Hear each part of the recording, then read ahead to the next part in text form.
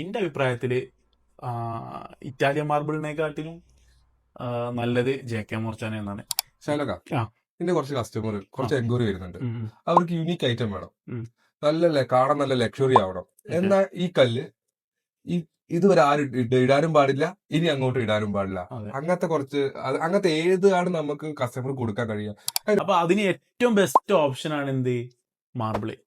Marble ഇട്ട് കഴിഞ്ഞാൽ പിന്നെ ഇനി ആരും ചെയ്യൂല, ഇതുവരെ ആരും ചെയ്തിട്ടുണ്ടാവില്ല, ഇനി അങ്ങോട്ട് ആരും ആ ഡിസൈൻ ചെയ്യൂല. രണ്ടാമത്തെ വിഷയം എന്താ വെച്ച് കഴിഞ്ഞാല് ലക്ഷറി ആവണം.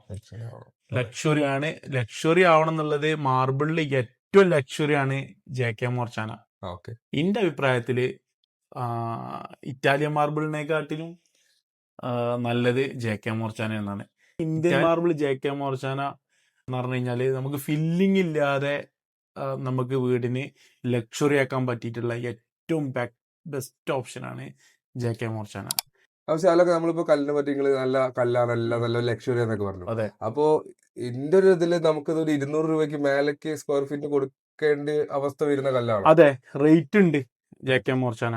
പക്ഷെ നമുക്ക് 150 മുതൽ തന്നെ കസ്റ്റമേഴ്സിന് 150 രൂപ കൊടുക്കാൻ പറ്റും. നമ്മൾ 200 രൂപന്റെ മുകളിലുള്ള ഇറ്റാലിയൻ മാർബിള് പ്രോസസ് ചെയ്ത സാധനമാണ് എടുക്കുന്നത്. 150 രൂപ മുതൽ പ്രോസസ് ചെയ്യാത്ത നല്ല അടിപൊളി JK മോർച്ചാന നമുക്ക് കൊടുക്കാൻ പറ്റും.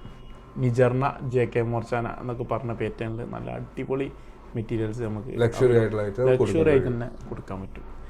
150 രൂപ ടു 200 രൂപ വരെ നല്ല മെറ്റീരിയൽ. ഇപ്പോൾ ഏറ്റവും കൂടുതൽ ആളുകൾ ഇറ്റാലിയനിലേക്ക് പോകാനുള്ള കാരണം എന്താണ്? അവർക്ക് തന്നെ ഒരു യുണീക്ക് ആവണം, ലക്ഷറി വേണം, നല്ല ആംബിയൻസ് വേണം. ആ സംഭവമൊക്കെ നിങ്ങൾക്ക് JK മോർച്ചാനിൽ കിട്ടും.